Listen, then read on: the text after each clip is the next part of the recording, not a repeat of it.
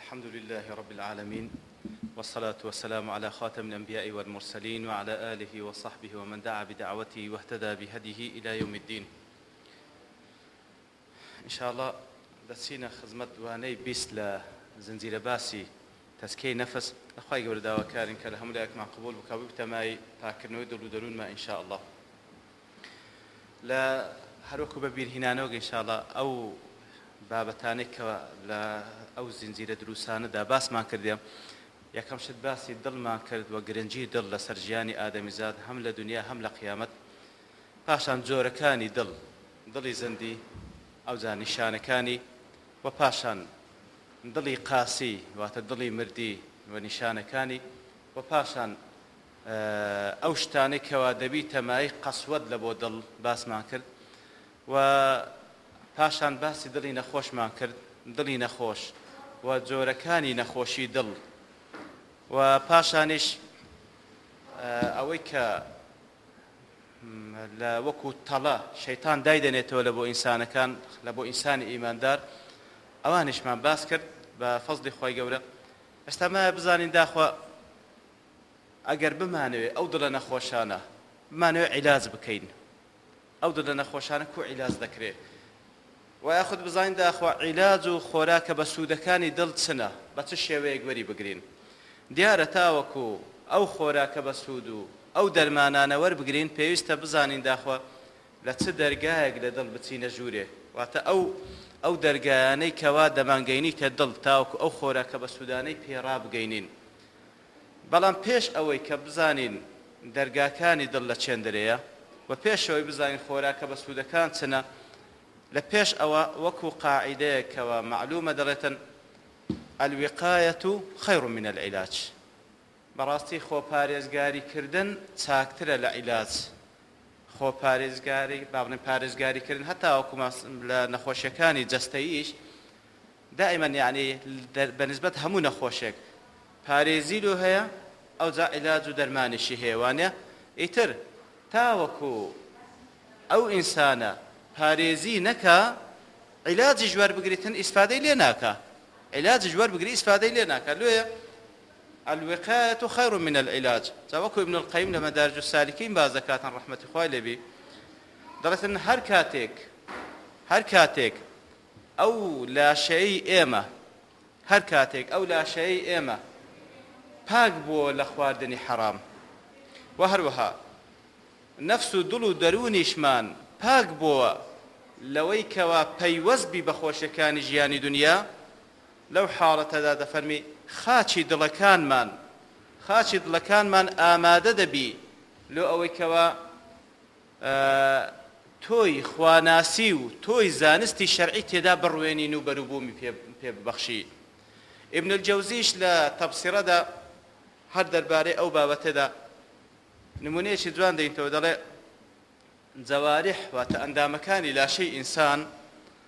ئەو جەوارحانە ئەو ئەندامانە عیلاقەیان لەگەڵ دڵ کووە، دەفەرمی وەکو کۆمەڵە جۆگەیەک چەند جۆگەیەک هەبی بڕژێنە ناو گۆمە ئاوێک، عیلاقەیان بەو شێوەیە. کاتێکەوە ئەو جۆگە ئاوانە چ لە بۆ گۆمە ئاوەکەی دەبن، تەبەن نەتیجەی گۆمەکەی هەر نەتیجەی ئەو جۆگانەیە کەوا دەڕژێنە ناوی، وانە ئەگەر بێت و ئاوێکی پیس ببەن حتمما گۆمە ئاوەکە پیس دەبی، ئەگەر ئاوێکی چاک ببەن و سازگار ببەن گۆمە ئاوێکی سازگاری لێ پەیدا دەبی. بە هەمان شێوە ئەندامەکانی لاشەش هەروایە، چ لە بۆ دڵ ببەن نەتیجەی دڵەکە هەروای لێ دێتن. لۆیە کاتێک ئەمە بمانەوێ عیلاجی ئەو دڵە بکەین، پێویستە وەکو کە شوبهاندمان بەو جۆگە ئاوانە و ئەو گۆمە ئاوە پێویستە پێش هەموو شتێک پیساتی لێ بگرینەوە. ناکرێت و لەلایەک عیلاجی بدەیێ لەلایەکی دیکەش لەو جۆگانەوە ئەوەی پیسە ئەوەی میکرۆبە ئەتوو لە بۆ ناو گۆمە ئاوەکەی ڕەوان بکەی، وانێ کاتە پێویستە ئەتوو پیساتی و پۆخلەواتەکانی لێ بگریەوە کەوا لە بۆی دەڕوا، ئیدی ئەوجا فرسەتێک بە گۆمە ئاوەکە بدەیت تاوەکو ئەو پیساتەی کە تێشی دابووە پێشترێت چوە بنیشیتەوە سەبرە تاوەکو سەبرە زۆر ڕۆن دەبیتەوە، ئیتر ئەو خۆراکە بە سوودانێکەوە تێی دەکرێت یاخود پێی دەگاتن سوودی لێ وەربگری. خۆ ئەگەر لە نەفسی کات ئەتوو خراپە و با بڵێن پیساتی لە بۆ ڕەوان بکەی و بتەوێ خۆراکی بە سوودیشی بدێ ئەو پیساتیە دەبیتە مانعێک و کۆسپێک لە نێوان سوود وەرگرتنی ئەو دڵە لەگەڵ ئەو خۆراکە بە سوودە پیساتێکە وەکو پەردەیەک و مانعێک لە نێوانیان دروست دەبی. ئیتر ئەوەی کە مەبەستە لێرە پێویستەمە پێش ئەوەی فکر لە خۆراکی بە سوود بکەینەوە، پێش ئەوەی فکر لە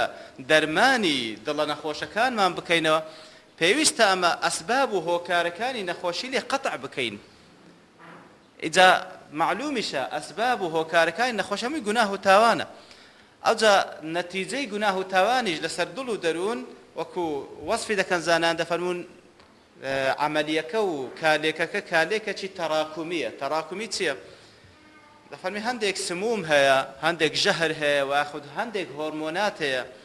کاتێکەوە دەنیشی لە یاخود تەئسیری لەسەر لاشە دروست دەکا، دەڵێت تەئسیرەکەی تەراکومیە، یعنی سەبرە لە لاشەی ئەو ژەهرە یاخود ئەو هۆرمۆنە لە لاشەی دەنیشی لەسەرێک کەلەکە دەبی هەتا وەکو بەبێەوەی هیچ ئەعراز و نیشانەیەشی نیشان بدە، هەتا وەکو فجأەتەن تووشی سەرەتانی دەکا. ئیتر نەخۆشی با بڵێن ئەو گوناه و تاوانانەش بەو شێوەیە تەئسیرەکەی تەراکومیە. وردە گوناه سەبرە دێ دەنیشی بەبێەوەی هەز بە تەئسیراتەکەی بکەی لە ناکاوەکی سەر هەڵدەدا تووشی دەردێکی کوشندەی دەکاتن کەوا نەجاتبوونی مەحاڵە خوا پەنامان بدە. جالوێ وەکو مەقدیسیش لە مختصر منهاج القاصدین باسی دەکاتن، دەڵێ پێویستە لەسەر هەمومان بە تایبەتی ئەوانەی کەوا هەز دەکات نەخۆشی ناو دڵ و دەرونی هەیە، پێشوەخت پێویستە دەفەرمی جێگایەکە خاوێن بکەینەوە لە نەخۆشی، جێگایەکە خاوێن کەینەوە لە شتی پیس. ئەوجا وەکو نمونەیەک دەینیتەوە دەفەرمی وەکو زەویەکت لە بەردەستە، ئەو زەویە پێشوەخت دەبی بیچێڵی، پاشان بژاری بکەی لە گژوجیای خراپ، پاشەوەی کەوا بژارت کرد ئەوجا تۆی تێدا بچینی، ئەوجا چاوەڕوانی ڕەحمەتی خوای گەورە بکەی کەوا بارانە و ظن و گومانیش هەروایە کەوا خوای گەورە بارانی ڕەحمەت هەردەنێری. ئیتر مەبەستەکەی لێرەدا ئەوەیە واتە پێویستە ئەو دڵە لە گژوجیای شەهەوات و شوبوهات وەکو باسمان کرد لە نەخۆشەکانی دڵوانێ، لە گژوجیای گومانی خراپ و شەهەواتی پیس پێویستە بژاری بکەی ئەو دڵت. ئەوجا کە بژارت کرد تۆی ئیخلاسی تێدا بچینی،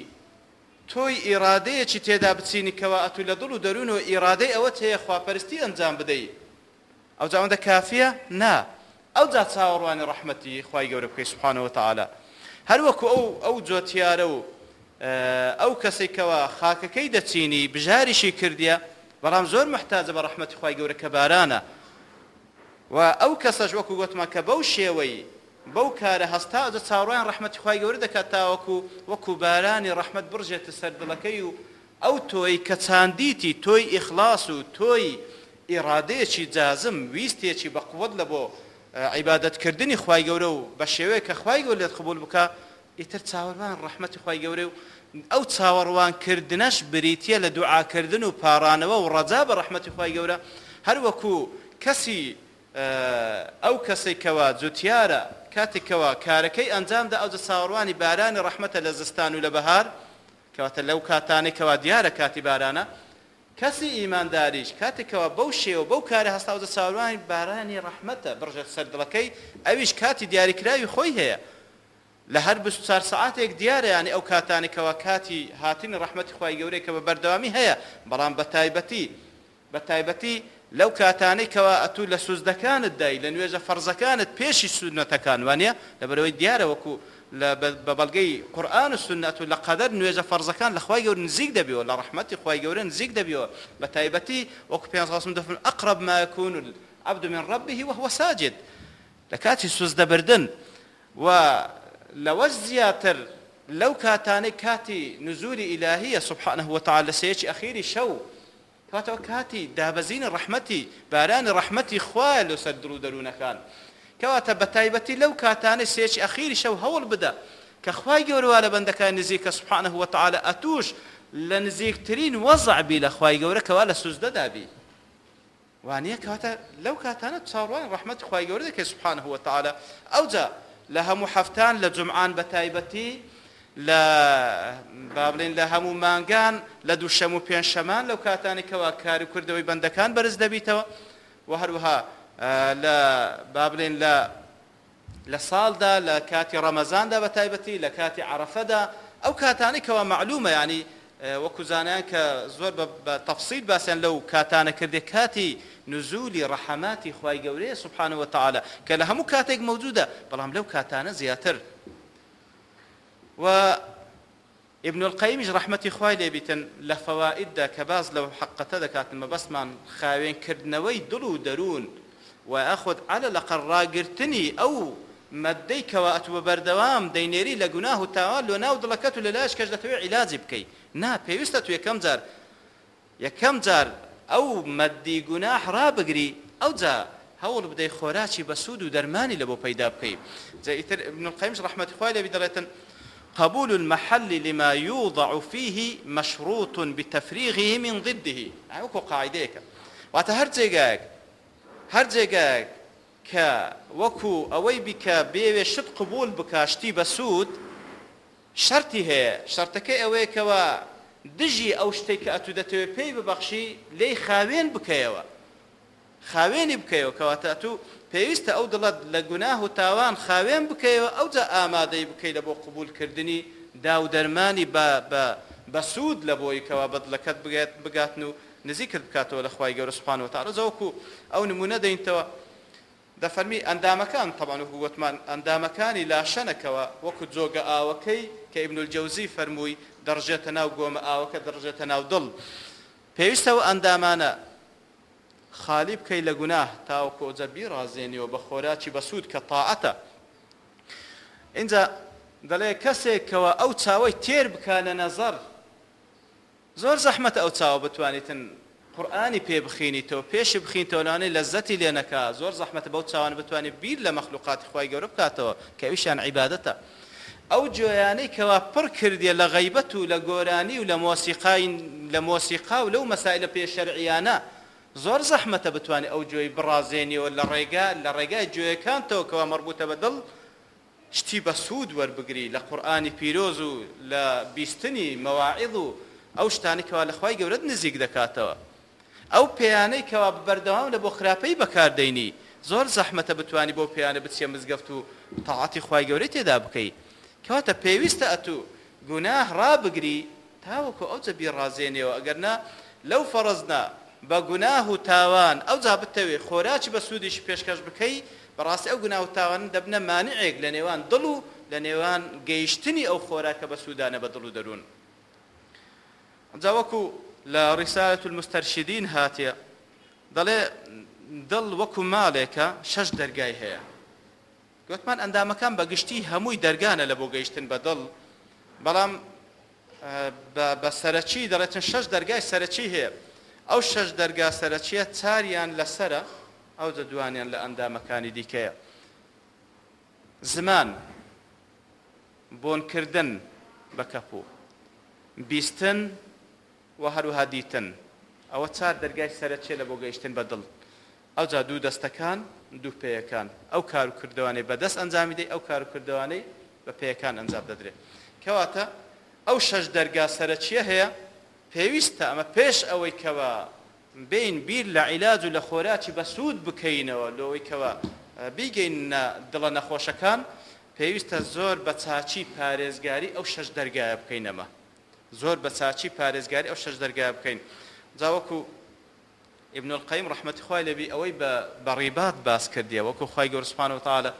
کە فەرمانمە پێ دەکای والذین آمنوا اصبروا وصابروا ورابطوا واتقوا الله لعلكم تفلحون ورابطوا مرابطة بكن مرابطة چیە واتە لە سەنگەر دابن ئەوجا طبعا ئاەتەکە معلومە لە ئاخر ئاەتی سوورەتی ئالی عیمران بەرامبەر ئەوەی لە سەنگەری بەرامبەر دوژمن بن ئەوانەی کەوا دوژمنی دینن لە سەنگەر بن لە بۆیان بە هیچ شێوەیەک لێ نەگەڕێن لەو سەنگەرەی تو هەر یەک لە ئێمە پێویستە وها بیر بکاتەوە لێ نەگەڕێ لەو سەنگەرەی تو دوژمن بێتە ژوورێ بە هیچ شێوەیەک لە مرابەتەدابی و دیار ئەزول پاداشتی مرابەتەش وەکو پێ سەڵ باسی دەکاتن بەڕاستی یەکجار زۆرە خوای گەورە بە قسمەت هەموو لایەکمان بکات ئیتر هەر وەکو لە دوژمنی دەرەچی پێویستمان بەوەی هەیە کە پارێزگاری لە ئیسلام بکەین لە سەنگەر دابین بە نیسبەت هەر یەکەچیش لە ئێمە بە نیسبەت هەر یەکە بابرین بە نیسبەت تاچی خۆمان پێویستە بە بەردەوامی ئێمە لەو دەرگانەی کەوا مەربوطن بە دڵ مڕابەتە بکەین واتە لە سەنگەر دابین لە دژی ئەو دوژمنەی کەوا دوژمنی باب و داکمانە کەوا ئادەم و حەوا سلامی خوان لێ بیتن وەکو خوای گەورە دەفەرمیتن یا بەنی ئادەمە لا یەفتینەنەکم الشەیطان کەما ئەخرەجە ئەبەوەیکم من الجەنە ئاگادار بن با شەیطان هەڵتان نەخەڵەتێنێ هەر وەکو داک و بابتانی لە بەهەشت دەرکرد کەواتە پێویستە ئێمە لە سەنگەر دابین لە بۆ شەیطان لە سەنگەر دابین و مڕابەتەش بکەین و ئینشاء الله تعالی وەکو ابن القەیم دەڵێتن دیار ئەزر و پاداشتی ئەو مڕابەتەیەش ئینشاء الله تعالی ئەویش ئەزر و پاداشتێکی زۆرە و زۆریش پێویستمان پێ هەیە و ئەو مڕابەتە و ئەو سەنگەرگرتنەش لە شەیطان لەو دەرگایانەی کەوا وەکو گوتمان مەربوطن بە دڵ دیارە ئەو سەنگەرگرتنەش واجبە نەوەک سونەتێک بی هەروەکو ئەبوو حامدی غەزالی لە ئیحیا علوم الدین باز دەکاتن کە دەفەرمی پاراستنی دڵ لە شەیطان واجبە شەک و گومانی تێدا نییە و فەرز و عەینیشە نەوەک هەر واجبە وەکو ئەو دەڵێت فەرز و عەینە لەسەر هەموو بەندەیەک بە تاک و هەر شتێکیش وەکو قاعدەیەکی شەرعی ما لا يتم الواجب إلا به فهو واجب کەواتە هەر شتێک هەر واجبێک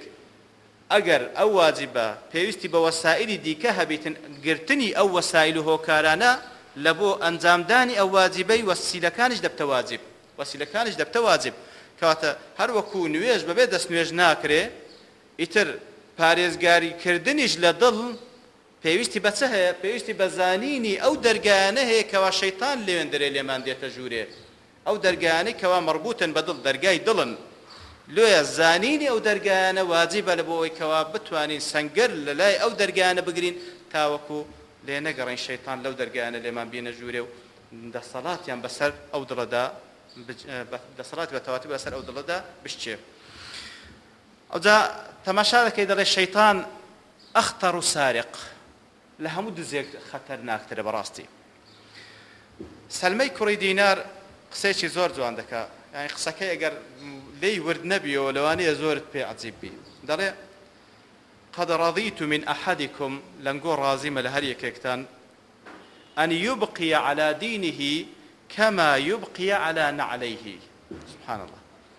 ده لنقول رازم هر يك لنقول پارێزگاری لەسەر دینەکەی بکە هەر وەکو پارێزگاری لەسەر حاشاش ڕووی جەنابتان نعلەکانی دەکا قسەکانی ئەگەر تێی نەگەی لەوانەیە زۆر پێغەریبی ئەخ ئەوە لە چێ دین لە چێ عزیزترین شت لە لای ئینسانی مسلمان دینە وانە بەڵام لێرەدا ئەو مەبەستی ئەوەیە نمونەیەکی جوان دەینیتەوە دەڵێ کەسێک حاشاش ڕووی جەنابتان پێڵاوێکی کڕیە نعلێکی کڕیە ئەو نعلەی بە قیمەتێک کڕیە دەڵێ کاتێکەوە دەستە مزگەف لۆ ئەوی کە نوێژ بکاتن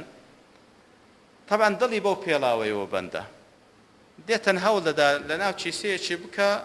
لە جێگایەک دایبنێ کە چاوی لێبی یعنی لە پێشە خۆی ئەگەر جێگا هەبی لە پێشە خۆی دایدەنێ ئەوجا بە وەکو بڵێ بە دڵێکی ئارامەوە نوێژەکەی دەکا ئەدی ئەگەر پێڵاوەکانی لە پشتە خۆی بەجێ بێڵی دەڵێ نازانین کو نوێژەکەی دەکا هەتا وەکو پێڵاوەکەی دەبی نەچووبی حتا نوێژەکەی تەواو دەکات دڵی هەسوارە بەلاشە لە نوێژدایە بەڵام بە فکر هەر لە لای پێڵاوەکانیتی ئەدەگەر نوێژەکەی تەواو کرد دیتی پێڵاوەکان نەما و موسیبەتی گەورە ڕوویدایە هەتا چەند ڕۆژی لە بیری ناچی وانە دەی باش ئەوە تعلق طبعا پێمان غەریب نەبی ها یعنی دڵی ئینسانی وایە زۆر غەریبە دڵی ئینسانی زۆر غەریبە یعنی لەوانەیە کەسێک ملیۆنێریش بێ ئەوجا ئەوەندە متعلق بی بە شتێکی زۆر بەسیط لە ژیانیدا وانە اینجا قەولەکەیەت لەو ڕوانگەیەوە تەماشا بکە ئەوەی کە ئەو لە ئێمەی دەوێ فعلا ئەمە دڵمان بەندبی بە دینەکەمان پارێزگای لەسەر دینەکەمان بکەین وەکو گوتمان دینەکەمان عەزیزترین شتە لەبەرەوەی تەماشاکە لە مەقاصدی شەریعە یەک لە یاخود لە سەرووی هەموو مەقسەدەکان لە مەقاصدی شەریعەکەوە بە تەسەلسل هاتیە حفظ الدینە ئەوجا دوای حفظ النەفس و ئەوەکان دیکەیە کەواتە حفظی دین لە پێشی حفظی نەفسی خۆشتە زۆر مهمە یعنی کەسی مسلمان ئەگەر دینی نەبی ژیانی لۆ چییە وانە کاتە پێویستە تو خەمی ئەو دینەت بی خەمی ئەوەت بی کەوا فعلا ئەو شەیطانە نەیەتن دەسەڵات بەسەر با بڵێن پایتەختی لاشەت بگری کەوا دڵە وەکو لە یەکەم ئەوە باسمان کردوانێ یەکەم دەرس باسمان کرد مەلیکی ئەو دەستەیە دڵە وەکو پێ ناوی لێدەنێتن دەی پێویستە ئاگادار بیکەوە دەسەڵاتی بەسەردانەگری و دینەکەت لێ ببا پێویستە زۆر ئاگادار بی کەسێکەوە شتێکی بە قەدر و قیمەتی هەیە پارە و پوڵێکی هەیە زێڕێکی هەیە یعنی معقولە بچی ئەو پارە و پول و زێڕەی هەروها بە ئیهمال لە هەموو جێگاش فڕێ بدا هیچ معقول نییە وانە ئەگەر قەدر و قیمەتی بزانی دەچی لە جێگایەکی زۆر مەحکەم دایدەنێ قفل و کلیلێکی زۆر بە قووەتیشی لۆ دادەنێ وانە دەی باشە خۆ دینەکەت وەچی گوتمان لە هەموو شتێک عەزیزترە و سەرچاوەی دینەکەش لەناو دڵ و دەروونتە پێویستە زۆر بە چاچی پارێزگاری لێ بکەی و ئەو دەرگایانەی کە لە بۆ دڵیشت دەڕوەکە گوتمان ئەندامەکان بە تایبەتی ئەو شەش ئەندامێکەوە باسمان کرد پێویستە سەنگەری لێ بگری بە هیچ شێوەیەک لێ نەگەڕێ شەیتان لێ بستە ژوورێ تاوەکو دەست بەسەر دینەکەت بگری ئەوجا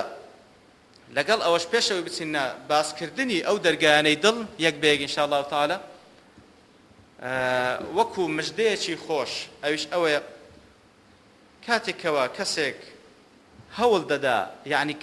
کاتێکەوە کەسێک هەست دەکا کەوا شەیتان زۆر مەحاوەلەی لەگەڵ دەکاتن گومڕای بکە تووشی مەشاکل و تووشی گوناه و تاوانی بکە ئەوە مژدەی خێرە لە بۆ کەسە بەڕاستی مژدەی خێرە لێ وەکو کەسێک بە عەلای کوڕی زیادی گۆ دەڵێ گوتی ئەمن کاتێک کە لە ماڵی بە تەنیا نوێژ دەکەم هەست دەکەم کەوە شەیتان زۆر هەوڵم لەگەڵدا و وەسوەسەم زۆر لە ناو دڵ و دەروون دروست بکاتن وام لێدە ئاگام لە نوێژم نەمینێ طبعاً ئەوە یەک لە موسیبەتەکانی نوێژی بە تەنیایە ئاگادار بن وانێ نوێژی بە جەماعەت سوبحان الله ئەوە کەمتر تێدایە هەرچەندە ئەویش هەر تێیدا لەبەرەوەی وەک پێ لە حەدیسەکەی ئیشارەت پێ دەکا خنزەب ئیشی ئەوەیە کەوە شەیتانێکە ئیشی ئەوەیە تەنها لە ناو نوێژێ دێشتت بە فکر دەینیتەوە بەڵام لە ناو جەماعەت کەمتر زەفەرت پێ دەبە بە تەنیابی لە ماڵێ زیاتر زەفەرت پێ دەبە دەڵێ گوتی کاتی کە لە ماڵێ بە تەنیا نوێژ دەکەم هەست دەکەم کەمتر تێی دەگەم یاخود کەمتر ئاگام لە نوێژە لەبەرەوەی وەسوەسە زۆر لە بۆم دێ دەڵێ فەرمووی ئەبشیر مژدەی خێرت پێ بدەم لەبەر چی مژدەی خێر پێ بدەم دێ لەبەرەوەی شەیتان دڵی توی پێ ئاوەدانە بەو بڕە ئیمانی کە تێیدایە لێ هەوڵدا ئەو بڕە ئیمانت لێ وەرگریتەوە ئەگەر دڵت کاولگە بە حیاتی ئاوڕشی لێ ناداتەوە کەواتە ئەوە مژدەی خۆشەوانێ کاتێکەوە شەیتان هەوڵت لەگەڵ دەداتن ئەوە مژدەی وە هێشتا خێرت پێوەمە چکو ئەگەر خێرت پێوە نەمینێ وازت لێ دەینی ئیشی بە تو نامینێ هەوڵ دەدا لەگەڵ ئەو کەسانەی کەوا خێریان پێوەمایە بەڵێ ئەوجا یەکەم شت کەوا باسی بکەین لەو شەش ئەندامەی کە گوتمان دەرگای سەرەچین لە بۆ گەیشتن بە دڵ تەئسیریان لەسەر دڵ و دەروون هەیە ئەلیسان زمان بەڕاستی زمان لەوانەیە لە ناو ئەندامەکانی دیکە لە هەمویان ئیش و کاری زیاتر بی ئەو هەندەی زمان ئیشی پێدەکرێت لەوانەیە ئەندامەکان کە بەو شێوەی ئیشیان پێ نەکرێت و هەروەها ئەو هەندەی ئیشکردن ئاسانە بە زمان زۆر زۆر زیاتر لەوەی کەوا بە ئەندامەکانی دیکەت هەر کارێکی دیکە ئەنجام بدەیت و ئەوەی کەوا لەسەر زمانیشت لەسەری قەردار دەبی و لێپرسینەوە لەگەڵ دەکرێت لەوانەیە بەقەدەر ئەوە لەگەڵ ئەندامەکانی دیکە ئەو حسابە نەکرێتن لە ڕۆژی قیامەت ئەوجا لێ وەکو لەو حەدیسێکەوە پێغەمبەر صلی الله عليه وسلم دەفەرمیتن طبعا حەدیسەکەی ئیمام تەبەرانی ڕوات کردە و ئیمام ئەلبانیش تەصحیحی دەکات دەفەرمی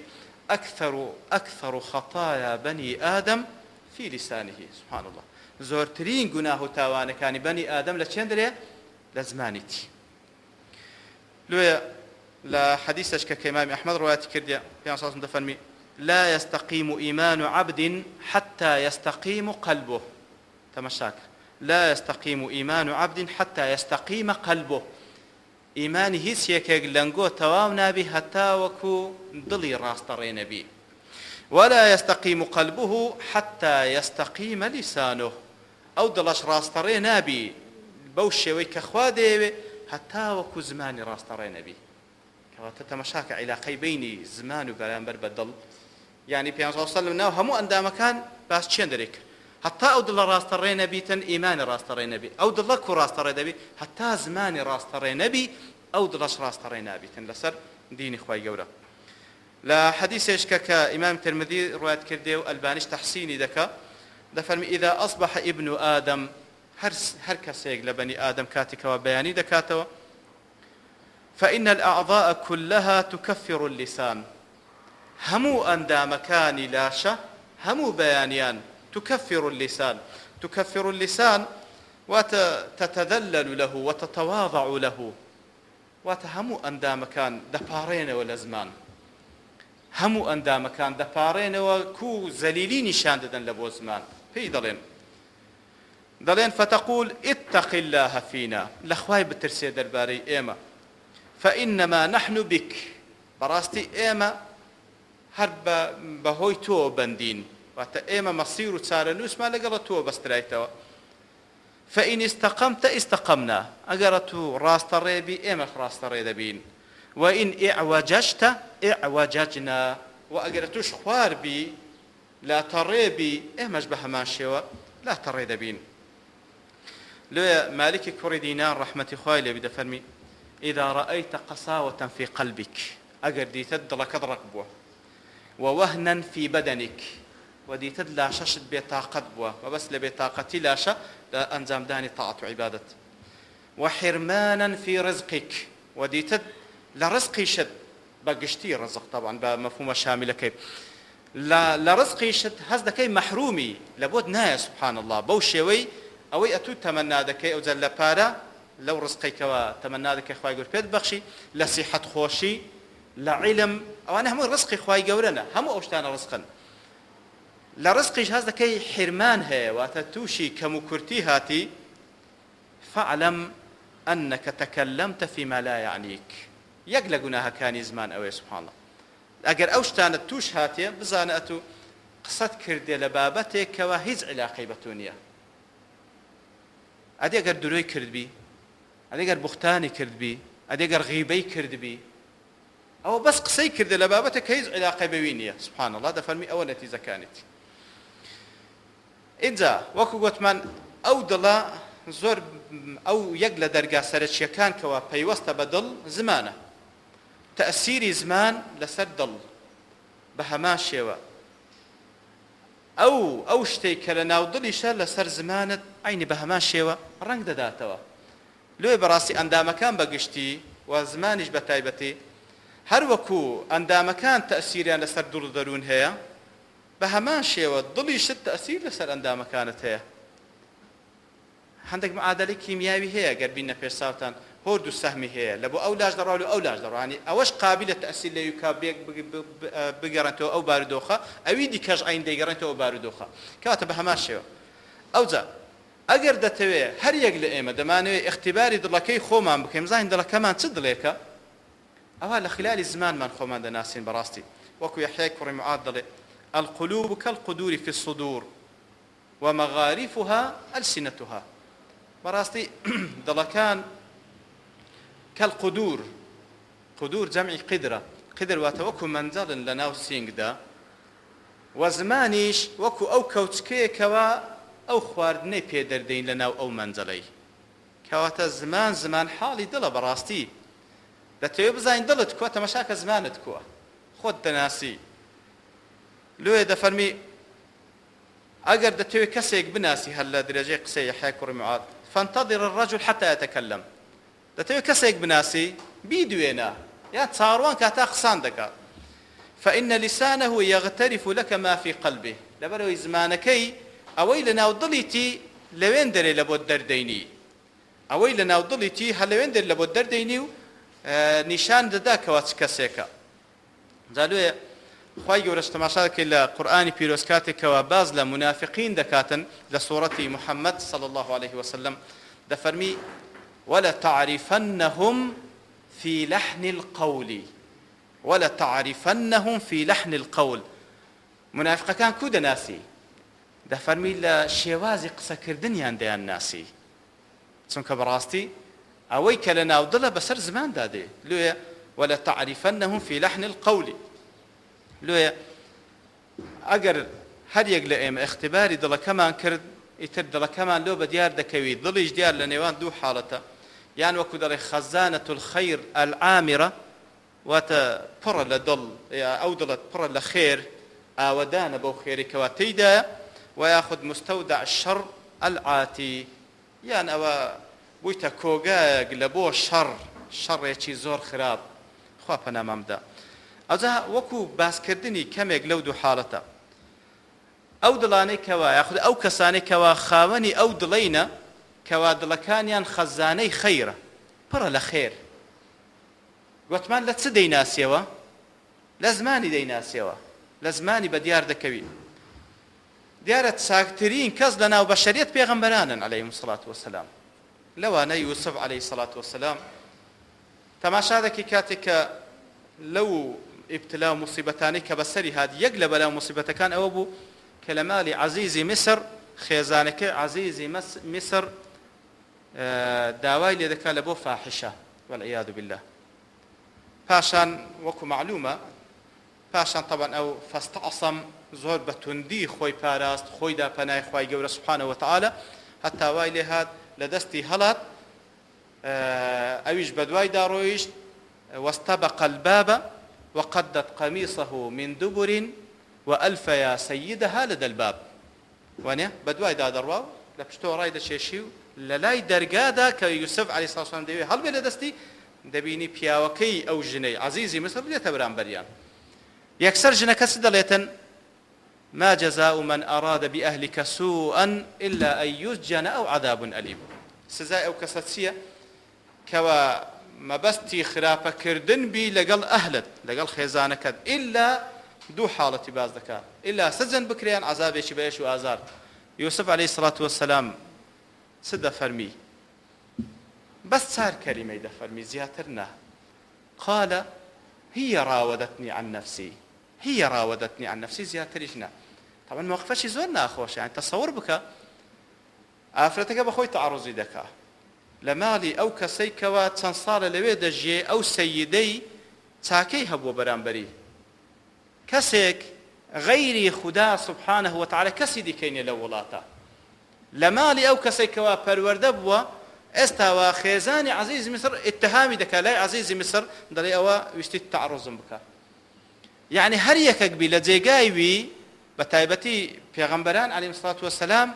هموي يقلا مشتا كان كخواي گور بياني بخشيه كهموي صفات برزيان هبوا او بوا لبو كوا دعوه لبو ديني خواي گور بكن هموي زمان ينظر پاراو بوا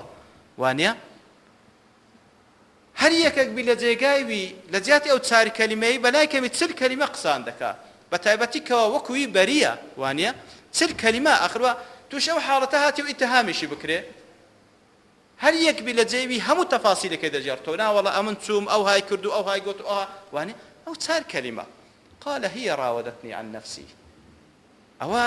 لكات يقدايا كوا دفاع للشخص خوي دكا يوسف عليه الصلاه والسلام برام كاتك لسزنا دعوه بانجواز لولاي خوي گور دكا لو دو كسيك هاتينا برسياري خوني شي لدكن تماشاك كولا ميان دداتو بيش اوي خونكيان لبو ليك بداتو